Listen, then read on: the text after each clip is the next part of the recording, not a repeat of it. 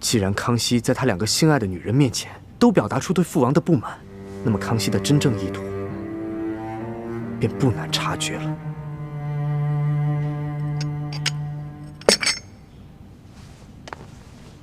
康熙这个无情无义的小儿，当年若不是本王放多尔衮入关，他爱新觉罗家能做得了做不了，这大好江山还两说着呢。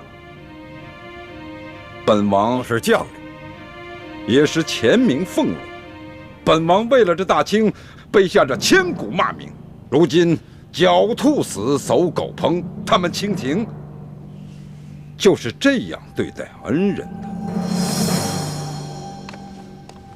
父王息怒，不过好在父王一统云贵多年，根深蒂固，那康熙一时半会儿也不能拿您怎么样。他现在是不敢怎么样，将来可就难说了。康熙准了本王的奏，追加饷银100万两，可却又让本王北上，说是顾念本王劳苦功高，让本王在那北京城颐养天年。起先我还有些犹豫，现在想好了，就待在这滇都，不走了。可是这圣旨已经下了，父王您难不成要抗旨？琪儿，我这就给康熙上折子，就说本王感谢皇上顾念老臣，只因老臣年事已高，旧疾复发，若是北上，路远迢迢，老臣恐难成行。我看看他有什么反应。我现在就传书给雪域居士，让他找机会把康熙。哈哈哈哈哈！哈哈哈哈哈！哈哈哈哈哈！父王思虑周详，孩儿愿意听从父王一切安排。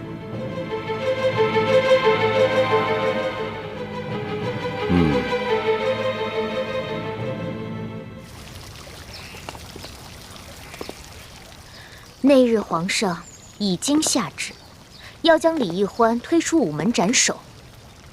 三叔，为何不借机除掉这个祸害？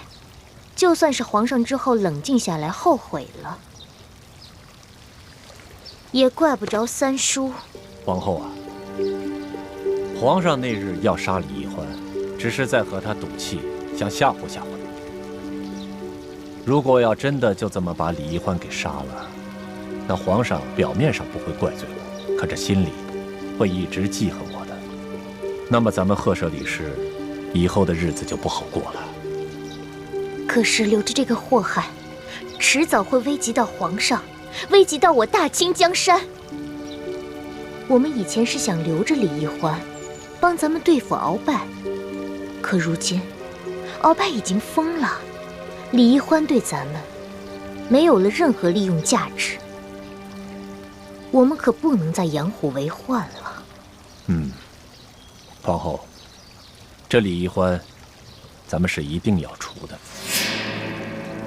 只是和除鳌拜不一样，我们不能做得太着痕迹了，否则就会失去了圣心。现在这裘贵正在全力以赴地追查真正舒婉心的下落。如果我们能够证实这个丽妃是别人假扮的，那也许我们就可以顺藤摸瓜，查出李氏兄妹真正的身份来。这才是我们的上上之策呀。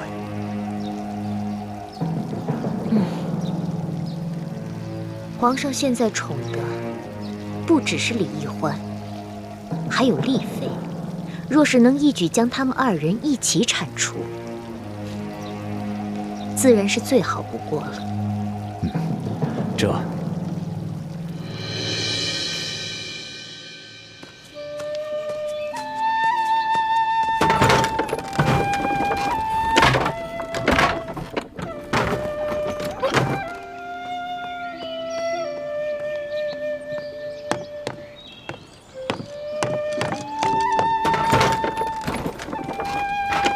我妹，孟哥哥，你回来啦？啊，今天怎么样？累了吧？今天运气还不错，打了2只野兔和1只狐狸。我把那狐狸剥了皮，到镇上换了2两银子，给你买了一个银簪。啊，我看看，喜欢吗？好漂亮啊！孟哥哥你真好，帮我戴上。好。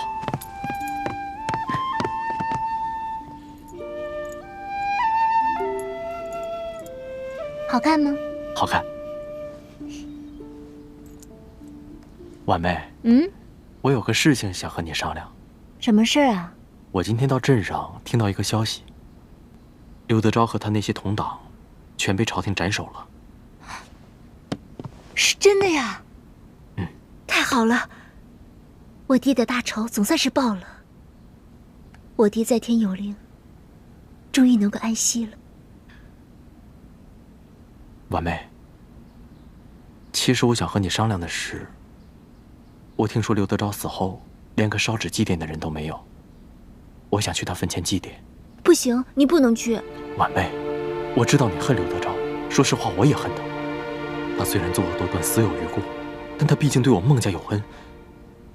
如今他已伏法，以身偿罪，我想在他坟前燃柱香，烧些纸祭奠他，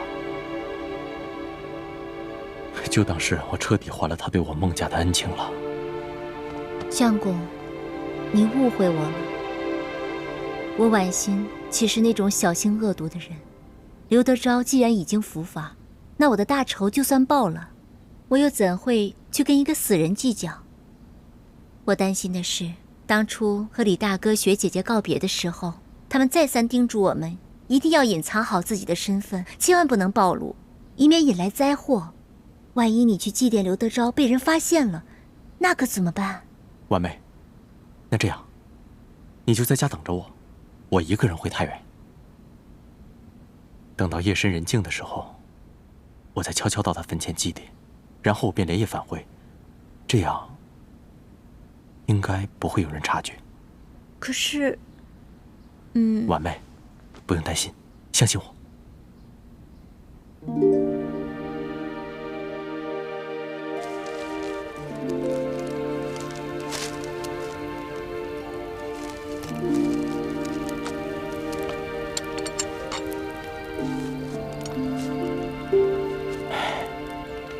大人，你今世不知做了多少恶，才攒下这金山银山。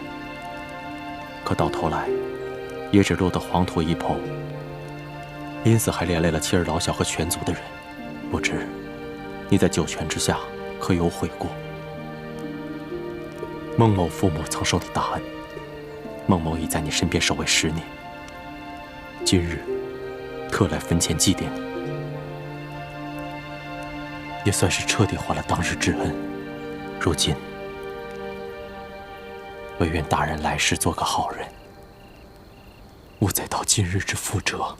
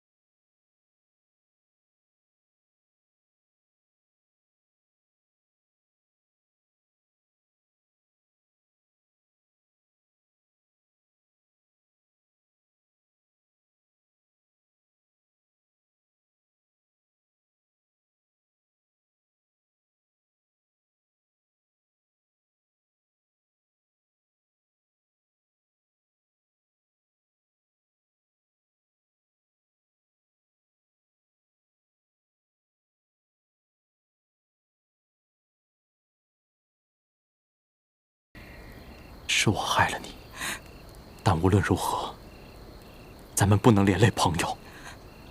如今，我只能先杀了你，然后再随你去。你不要怨我。我不怨你，孟哥哥。既然我已经选择了你，我就会与你生死相随。好，不愧是我孟香河的妻子。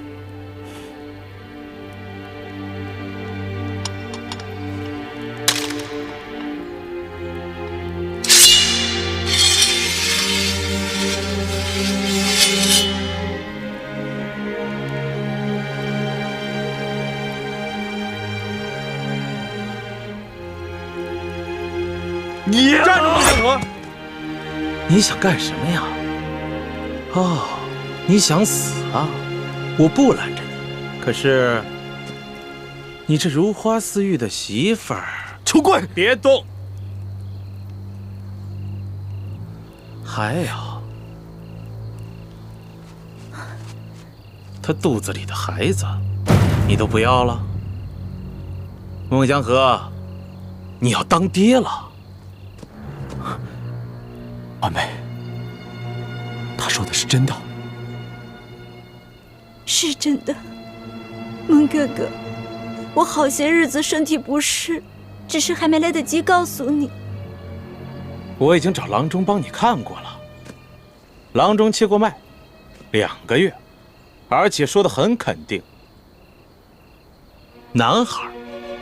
孟香河，你们家是3代单传吧？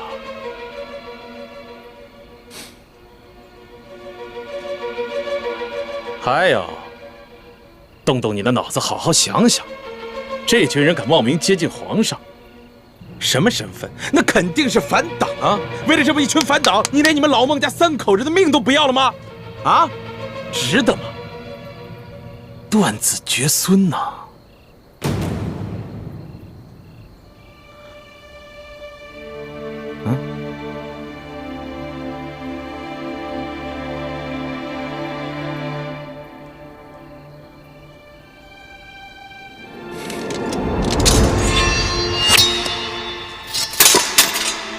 哎，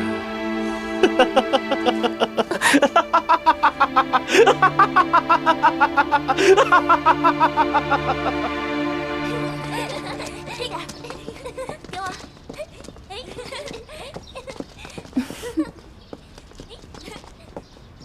接着，来这边，给我。接着。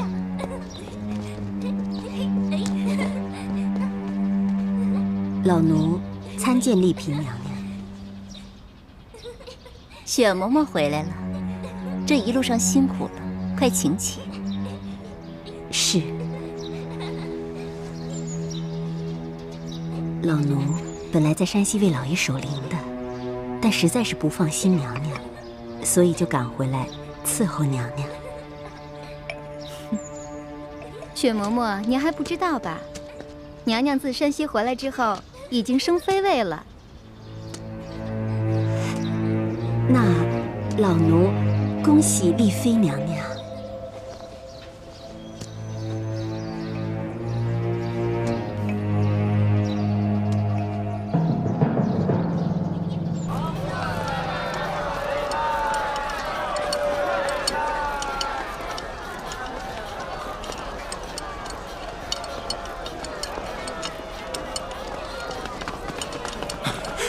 索大人，什么人？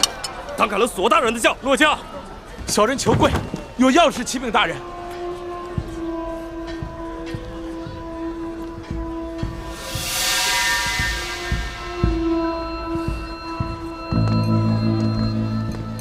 大人，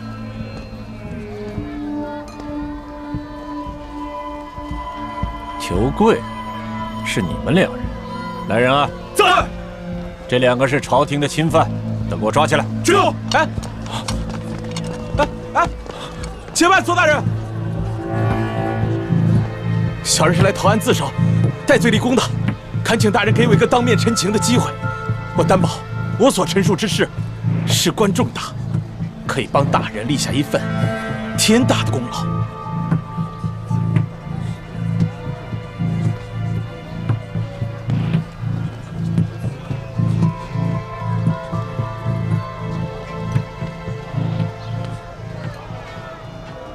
先把这2个人给我押回府去。这，带走。起来，起来，好。听师傅说，他没能找到球柜，只得去了舒婉心和孟祥和的隐居之所，却发现2人房门半闭，没有锁门，也不见2人的踪影，而且房间内还有轻微的搏斗过的痕迹。看来，舒婉心跟孟祥和都有危险了，他们很可能已经落在了球柜手中。师傅也是这样猜想的，而且很有可能，球柜已经把舒婉心和孟祥和押赴京城，投案自首，以求戴罪立功。薛姐姐，那样你的身份不就暴露了吗？朱哥哥，你快点想个办法吧，眼下该怎么办啊？事到如今，我们也只能按兵不动，再随机应变了。师傅还带来了吴三桂的最新指示，要我找机会暗杀康熙。看来，吴三桂已经中了咱们的计，决定要先下手为强了。朱哥哥，你之前说过，如果我们杀了康熙，清廷大不了再立一个新皇帝，于大局根本没有什么作用。这么看来，这个吴三桂啊，见识还没你广呢。吴三桂可不是你想的那么笨。咱们留着康熙，是因为他信任咱们，咱们可以利用这份信任，挑起清廷跟三藩的内乱，坐收渔利。而吴三桂跟康熙本来就毫无信任可言，若是杀了康熙再另立新帝的话，则清廷至少要乱上好几年，那么对他吴三桂就只能继续冷落。这个吴三桂刚跟我爹签完盟约，他这次行刺康熙肯定没跟我爹商量，要是让他得手了，咱们的计划都得落空了。吴三桂这个人哪有信义可言？对他来说，最重要的就是利益。有人来了。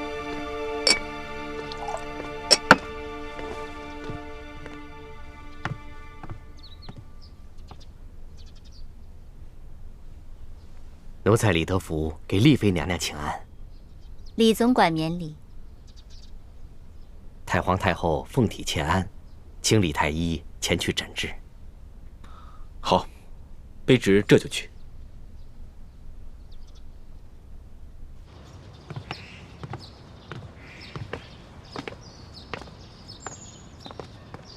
刚才皇上召见索额图，在里面悄悄地把门关上，不知道说些什么。我只隐隐约约听到了“裘贵”和“丽妃”几个字。哎，这丽妃平日跟你们几个走得很近，该不会是你们的同党吧？叔父说笑了，这丽妃乃是舒剑的女儿，怎么可能会是我们的同党呢？不过多谢叔父提醒，你且先回御书房，有什么事情，帮我们多留心一点。嗨，自从你们兄妹2个出现以后啊，我这颗心啊，每天都吊在半空中啊。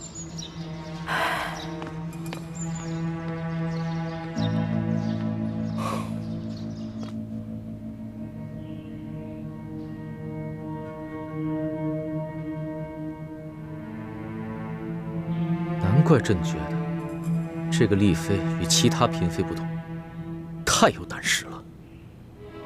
原来她是假的舒婉心。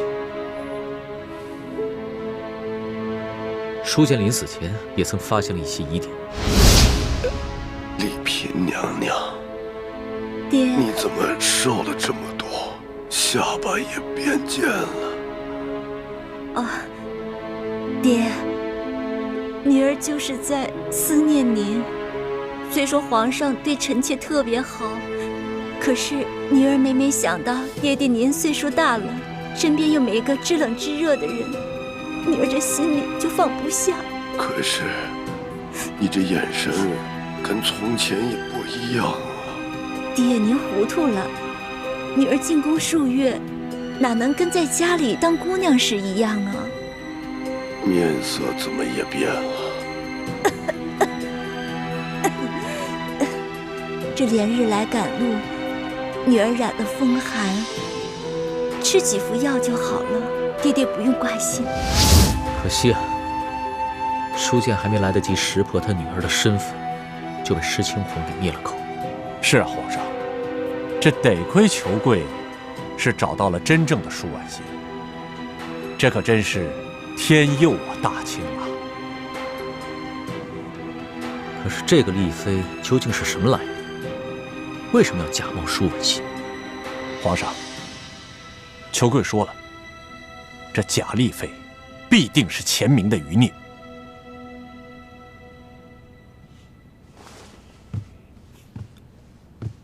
那此事是否还有别人知晓？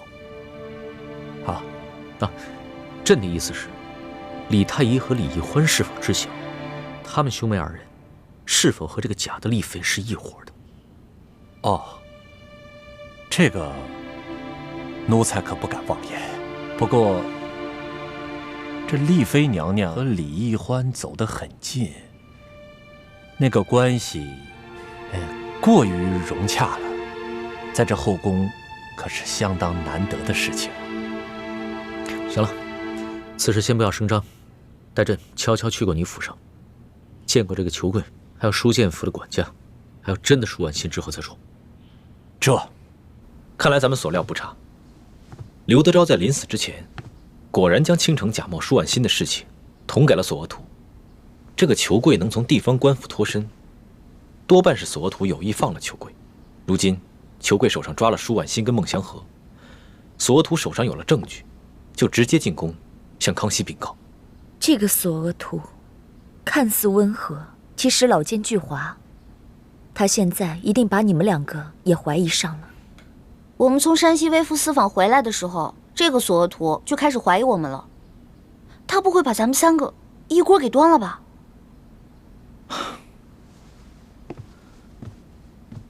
欢妹，越是紧急之事，咱们越要冷静。这个索额图直接将此事上报给康熙，对咱们来说并不是坏事。若是裘贵直接向地方官府投案，捅出此事，层层上报，必将朝野哗然，事态会更难控制。那现在该怎么办啊？既然这个裘贵主动去自首，变被动为主动，那么我们也主动自首，把这局势再扳过来。不是吧，朱哥哥，你没有搞错？你的意思是让我们跟康熙主动自首，说我们是明珠谷的奸细啊？傻丫头，既然裘贵只抓到倾城一个人的把柄，那我们也只需要抛出倾城一个人即可。朱哥哥，你怎么这样啊？你要牺牲徐姐姐一个人保全你自己啊？在你心里，朱哥哥是这样的人吗？小师妹，你误会了，我倒是听明白大师兄的意思。眼下我有两重身份，一个是明珠谷的反党，一个是吴三桂的奸细。我只需要抛出吴三桂奸细这一个身份，就足以化解此次危机，还能激化康熙和吴三桂之间的矛盾。嗨，原来是这么回事儿，那我现在知道了。朱哥哥，看来你还真是挺聪明的嘛，刚才误会你了。原来你跟奴小弟一样，都是绝顶聪明的人才。如果你要是当了皇帝呢，我觉得你也能当得挺好的。不，你肯定比龙小弟当得还好，行了吧？你呀，总算知道我的优点了。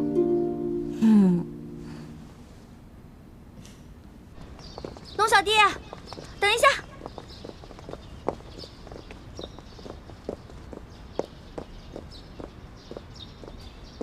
龙小弟，你穿这一身是要微服私访啊？这个朕许久没有出过宫散过心了，所以啊，听索额图说，这个大观茶社来了一个新的说书的，说得很好啊，所以呢，朕就想让索额图带着朕去，顺便散散心。那奴婢也好久没有微服私巡了，你为什么不带着奴婢去啊？不是，这茶社里面都是男人，你一个女子去不太方便吧？那不肯说实话，果然是连我也疑心上。那你今日恐怕是去不了了，因为奴婢有重要的事情要向你禀报。什么重要的事？咱们皇宫中潜伏着吴三桂的奸细。谁？你们都退后10丈。这。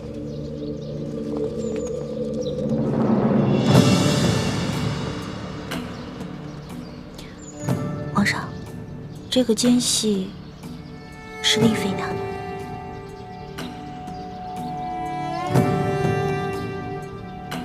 此话当真？当然了，是丽妃娘娘亲口跟我说的。今日在永乐斋，丽妃娘娘说，她是吴三桂派遣在宫中的奸细，她想跟你自首，但是她不敢，她怕跟你说了以后，你一怒之下杀了她，所以就求我来跟皇上说说情。我一听这么大的事儿，不敢怠慢，直接过来向你禀报了。走，去永乐斋。石树姑娘，请。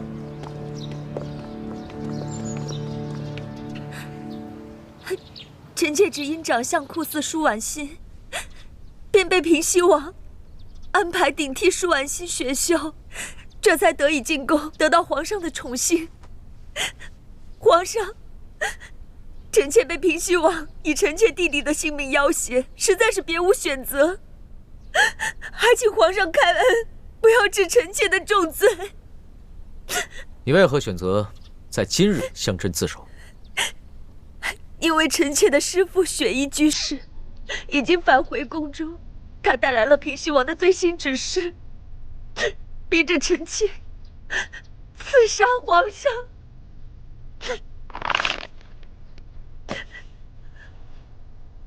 这个吴三桂胆儿比刘德昭还大呀！刘德昭不过是个小小的山西巡抚，顶多做一些贪污受贿、欺男霸女的勾当。如何能与动不动就敢公然挟制朝廷的吴三桂相比？臣妾不忍伤害皇上，可又担心小弟的安危，左思右想，我才想到了这个向皇上自首这唯一的办法。皇上，求您公开下旨，就说臣妾弑君失败，却又拼死不肯说出幕后主使，所以被处以极刑。这样，平西王看在臣妾没有背叛他的份上，兴许还能饶过弟弟的性命。皇上，丽妃娘娘虽然犯了滔天大罪，但是她也是被逼的，能不能让她将功折罪啊？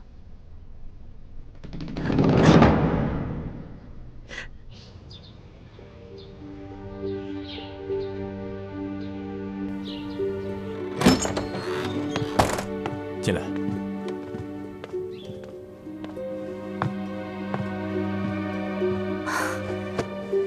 罪妇叩见皇上。揭开你的面纱，让朕瞅一瞅。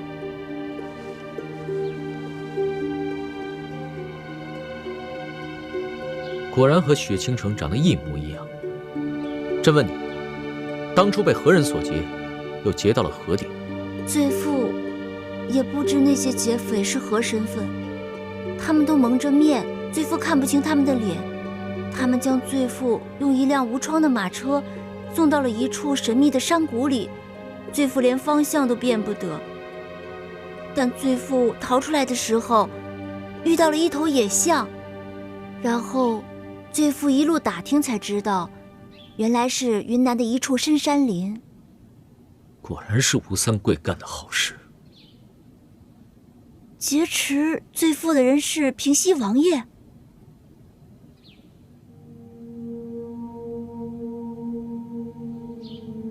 可是，平西王爷为何要劫持罪妇呢？莫非是家父生前与平西王爷有过节？你父生前给朕上了一道密折，揭示了山西官场的贪腐无案，这其中有提到刘德昭和吴三桂暗中勾结。哦，原来如此。舒婉心，朕问你，你本是汉八旗的秀女，未经过朕的选秀，不得私自婚配，你被人绑了。按道理来说，你逃出来以后，应该立即报官，听候朕的处置。没想到你将错就错，与你的情人孟祥和跑了，如今还有了身孕，你可知你已经犯下了欺君大罪？罪妇知罪，请皇上治罪。看在你亡父的份上，朕可以饶了你的性命。待为你落胎之后，交由舒氏的族长看管，另行婚配。至于你的情人孟祥和，他必须死。皇上，皇上，皇上，罪妇不求皇上恕罪，罪妇也不愿落胎，罪妇愿意怀着孩子与孟祥和一同受死。你可知孟祥和私自诱拐秀女，按律例应当处以凌迟极刑。你愿意和他一起千刀万剐吗？罪妇愿意，且甘之如饴。罪妇与孟香河山盟海誓，不求同年同月同日生，但求同年同月同日死。就算千刀万剐，罪妇也愿意同孟香河一同领受。望皇上成全。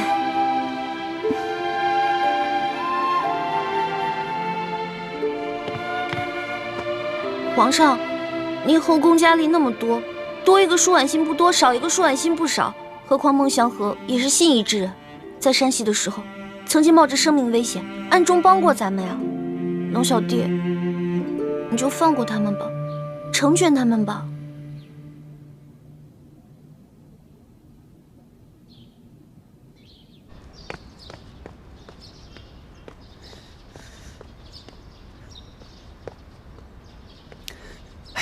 邱老板啊，这索大人进宫面圣这么长时间了，怎么还不回来啊？慌什么呀？啊！这皇上每日日理万机，索大人也不是说想见就能见到的。哎呀，这索大人说咱们这次立了大功，以前的罪行一笔勾销，皇上啊，还可能会重赏咱们。怎么我总觉得我这心里七上八下？有什么七上八下的呀？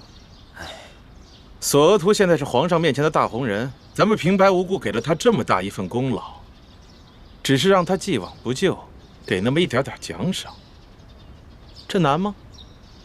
你呀，把心放肚子里啊！是。哎呦，哎呀，索大人，索大人，您可回来了您！这事情办得怎么样了？在这里，我先恭喜二位了。哦，这不但前罪尽免，而且皇上还决定封赏二位。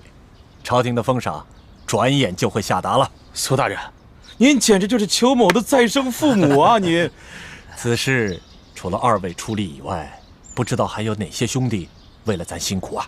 索大人，小人明白，这件事啊，它关系着皇家的颜面。除了我跟管家，就只有那4个帮我抓舒婉心和孟祥和的心腹兄弟知道。哦，懂事。但不知这4位兄弟现在人在何处啊？不妨把他们叫过来，让我瞧瞧。一来呢，我为他们也讨些封赏；这二来呢，我要是看着有和我眼缘的，我就把他留在身边，在我这儿谋份差事，岂不更好？索大人，那4个混蛋就是江湖上的流寇。这要是能在您手底下办差事，那简直就是上辈子修来的福分呐！就在成都的悦来客栈呢，我这就找去啊！好。哎呀，裘老板啊，就不辛苦你跑这一趟了。来人啊！哎，你干什么？你们干什么？拉下去！索图，你不讲信义！拉下去！这。老三，来，义父，把这2个混蛋给我拉到郊外去。悄悄地埋了他们，孩儿遵命。另外，马上带一队人马去城东的悦来客栈，把他的4个同伙一块抓来。记住了，在抓捕的时候，千万不许让他们胡言乱语。是，一旦发现那4个逃犯，我先将他们的舌头给。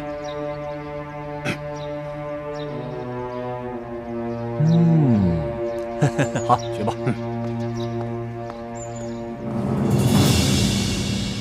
谢皇上恕罪，也谢皇上杀了裘贵这落网之贼，替罪妇报了血海深仇。朕念在你生父的份上，饶了你过往之罪。但是从此以后，你不再是舒婉心，那身处宫中的丽妃娘娘才是舒婉心，你可明白？罪妇明白，罪妇明白。退下吧。谢皇上。愿皇上吉祥如意，万寿无疆。春秋两岸，时光催尽芳可叹。一生的愿，将心留于人世间，守我乾坤。龙小弟，谢谢你，最终还是成全了舒婉心跟孟祥和。想不到孟祥和一介布衣，上无寸瓦，下无寸土，居然有舒婉心这样的女人，堪与他同甘共苦，生死与共。朕这后宫佳丽无数，却没有一个人能如此真心待朕。孟小弟，我也跟你同甘共苦过啊，我还几次拿命救你呢。所以朕很感激你，感激你给了朕这么一段刻骨铭心的美好回忆。可是你始终坚持不肯做朕的女人，终有一天，你要和你的丈夫同床共枕，生儿育女。朕终究不过是个孤家寡人罢了。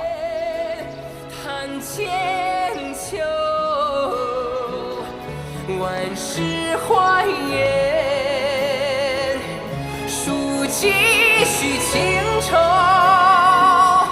望月凭栏，星辰如梦，心缱绻。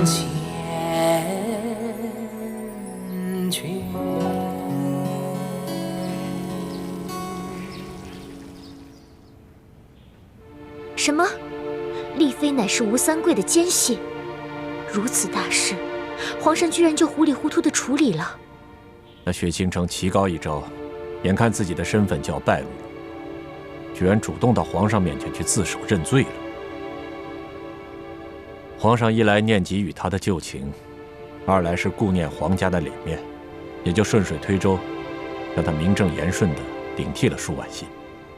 现在这宫中，知道丽妃娘娘真实身份的人，除了皇上和李氏兄妹之外，就只有我了。皇上再三叮嘱我，说这件事情要我不得告诉任何人，如果一旦走漏了消息，就会唯我是问。所以还请皇后娘娘，就算是知晓了此事，也千万要装作不知情。三叔，此事很是蹊跷，为何你这边刚找到真的舒婉心，这雪倾城就自首了？是啊，这雪倾城自首的时间点，未免太过巧合了。只是，他所说的雪嬷嬷要刺杀皇上一事，也的确是无懈可击，这由不得皇上不信啊。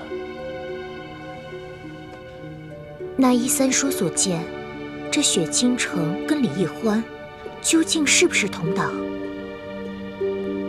这雪倾城和李氏兄妹，他们应该都是一伙的。雪倾城现在自首了，只不过是以退为进，涉足保帅。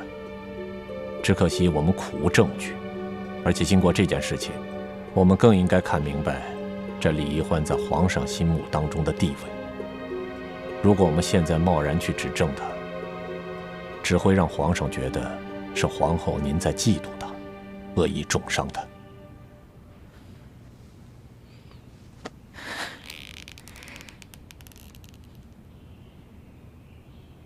那眼下我们该如何做？大蛇要打7寸，否则只怕打蛇不成，反被蛇咬。所以还请皇后耐住性子，在暗中等待时机。我相信，只要他们真是奸细，就必定会另有图谋，早晚会露出马脚来的。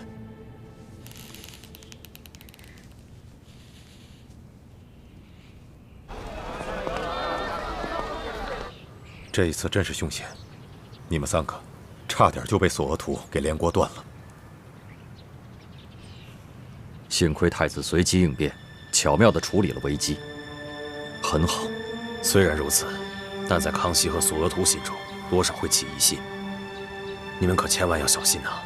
义父和师父们放心，索额图一直怀疑我和易欢是吴三桂的奸细，所以我们已经商量好了下一步的对策。我们会帮助康熙粉碎雪夷居士的行刺计划。如此一来，康熙自会对我们深信不疑，索额图对我们的怀疑也会稍有减轻。只是如此一来，雪夷居士怕是要性命不保了。他虽然是吴三桂安插在我们身边的奸细，可到底也是前明的志士，况且我们还有10几年的交情，我心中很是不忍心。夫人，我们千万不能有妇人之仁。雪衣居士为了一己的私仇，居然效忠吴三桂这种奸贼，他还想要暗中除掉一环。这种人，我们是道不同不相为谋啊！樊兄说的甚是，对雪衣居士，我们不必手下留情，但我们协助康熙拿下雪衣居士，吴三桂一定会跟咱们翻脸的。其中的利弊，我们还要好好的权衡一下。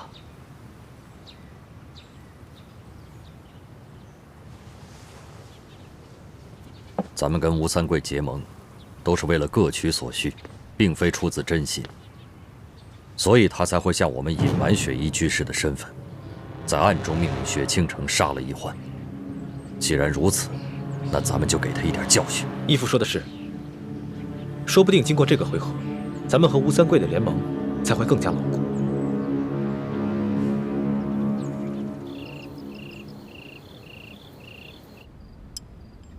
皇上，还是吃点菜吧。丽妃啊，朕今天很不开心。朕给吴三桂下了一道旨，让他进京养老，他居然以年老不堪跋涉为由拒绝了朕。他如此公然抗旨不遵，这满朝文武居然没有一个敢吭声的。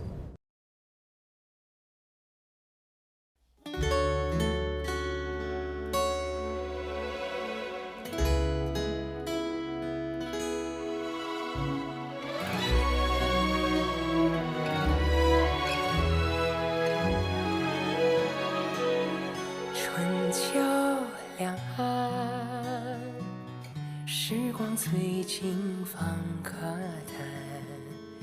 一生的愿，将心留于人世间，手握乾坤，仙风女子在云端，花开之间，留蝴蝶掌心清泉，天与地开在眉间，叹千秋万事还原，心中细流回远方清泉，回首一生路漫漫，天与地开在眉间，叹千秋万事还原，书几许情愁，望月凭栏，星辰如梦，心缱绻，